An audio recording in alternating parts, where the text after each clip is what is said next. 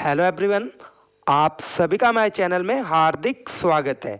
दोस्तों, आज की वीडियो में हम बात करने वाले हैं Himachal Pradesh JBT training process के बारे में।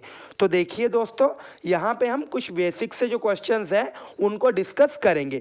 सबसे पहले दोस्तों, कैंडिडेट्स की तरफ से क्या क्वेश्चन आ रहा है कि ये जो हमारी जेबीटी की ट्रेनिंग होगी, इसमें हमारे सामने कौन कौन सी नई चीज़ें इंट्रोड्यूस करवाई जाएंगी, जो हमारे सब्जेक्ट है वो कौन कौन से होंगे और उनमें जो मटीरियल है वो किस तरह से हमें देखने को मिलेगा। उसके अलावा दोस्तों, कौन सा ऐसा सब्जेक्ट है जिसकी तरफ हमने शुरू से ही ज़्यादा ध्यान देना है। और दोस्तों, वीडियो के एंड तक मैं आपको ये चीज़ भी बताऊंगा आपने पढ़ाई किस तरह से करनी है ताकि जो आपके नंबर है हर एक सब्जेक्ट में 90+ आ सके। उसके अलावा दोस्तों, सबसे इम्पोर्टेंट चीज़ है कि जब कैंडिडेट जेबीटी में एडमिशन लेगा और जब उसकी जेबीटी खत्म होगी तो उसका जो बिहेवियर है उसमें क्या क्या चेंजेस आएंगे, सारी चीज़ें हम इस वीडियो में डिस्कस करेंगे। तो दोस्तों, सबसे पहले हम बात करेंगे बिहेवियर के बारे में। मान लो कैंडिडेट ने आज जेबीटी कॉलेज में एडमिशन लिया, उसकी जो ट्रेनिंग है 2 साल चली। जैसे ही उसकी ट्रेनिंग खत्म होगी तो दोस्तों, मैं आपको गारंटी के साथ कहूँगा कि यहाँ पे क्या होगा, जो कैंडिडेट है जिसकी ट्रेनिंग खत्म हुई है उसकी जो सोच है एक टीचर की तरह बन जाएगी। कैंडिडेट को ये चीज़ भी पता लग जाएगी कि हमने बच्चों को किस तरह से डील करना है। कैंडिडेट को ये चीज़ भी पता लग जाएगी कि कौन सा ऐसा बच्चा है और उसके सामने हमने कौन कौन से जो मेथड्स हैं उनको अपनाना है। यहाँ पे सिंपली हम कह सकते हैं कि यहाँ पे जो चेंजेस है आपके बिहेवियर में लाए जाएंगे। उसके अलावा दोस्तों, दूसरी बड़ी चीज़ कि ये जो ट्रेनिंग है इसमें हमारे सामने कौन कौन सी नई चीज़ें इंट्रोड्यूस करवाई जाएंगी। सबसे पहले देखिए दोस्तों, अभी जो ऐसे कैंडिडेट्स हैं जिन्होंने +2 करी है तो उनको ये जो जेबीटी के सब्जेक्ट्स हैं उनके बारे में ज़्यादा पता नहीं होगा।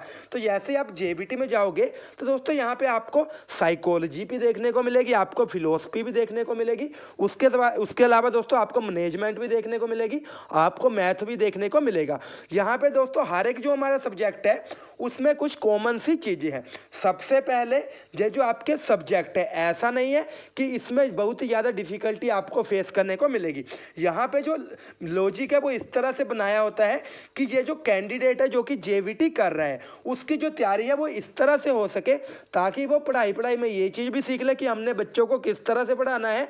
वो इस तरह से हमारे जो सब्जेक्ट है उन्होंने तैयार करे हैं। तो यहाँ पे दोस्तों, मैं आपको बता दूँ, आपके सामने जो टीचिंग मेथड है वो इंट्रोड्यूस करवाए जाएंगे। जो अलग अलग तरह के बच्चे हैं, जैसे कोई स्लो लर्नर है, कोई गिफ्टेड चाइल्ड है, तो ये जो कॉमन से वर्ड है आपको पूरी जेबीटी में देखने को मिलेगी। उसके अलावा दोस्तों, जो आपकी साइकोलॉजी है, साइकोलॉजी में आपको ये चीज़ बताई जाएगी कि हमने किस तरह से बच्चे के बिहेवियर का अध्ययन करना है और अगर बच्चा स्लो लर्नर है तो हमने कौन कौन से जो हमारे मेथड्स हैं उनको यूज़ में लाकर बच्चे की जो लर्निंग है वो सही बनानी है।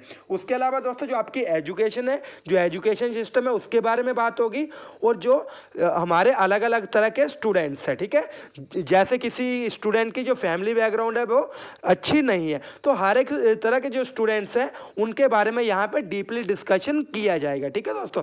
उसके अलावा दोस्तों, साइकोलॉजी में कुछ एक थ्योरीज वगैरह भी होती हैं जिनकी तरफ आपने अच्छे से ध्यान देना है, क्योंकि देखिए दोस्तों, अगर आपने वो थ्योरी अच्छे से पढ़ी तो आपकी टेट और कमीशन की तैयारी भी अच्छे से हो जाएगी। तो आपने शुरू से ही इस तरह से चलना है कि हम साथ साथ में टेट और कमीशन की जो तैयारी है उसको भी कर रहे हैं। उसके अलावा दोस्तों, अगर हम बात करें मैथ की, यहाँ पे बहुत सारे कैंडिडेट्स पूछते हैं कि ये जो हम मैथ पढ़ेंगे उसमें कौन कौन सी चीज़ें शामिल होंगी। तो देखिए दोस्तों, अगर हमारा हिंदी का सब्जेक्ट है, मैथ का है, इंग्लिश का या कोई और भी सब्जेक्ट है, तो यहाँ पे सिंपल सी चीज़ है, जो पहली हमारी प्रेफरेंस होगी, जो बुक्स ये जो कॉलेज वालों की प्रेफरेंस होगी, उनकी यही प्रेफरेंस होगी कि सबसे पहले आपको ये चीज़ सिखानी है कि आपने बच्चों को हिंदी किस तरह से पढ़ानी है। ऐसा नहीं है कि आपको जो सब्जेक्ट है वो बहुत ही ज़्यादा मुश्किल लगेगा। हर एक सब्जेक्ट में, जैसे मैथ की बात करेंगे उसमें न्यूमेरिकल कम होंगे, लेकिन ये चीज़ें याद होंगी कि हमने बच्चे को मैथ किस तरह से सिखाना है। दोस्तों, उम्मीद है आपको वीडियो समझ आ रही होगी। उसके अलावा दोस्तों, मैं आपको एक ट्रिक बताता हूँ।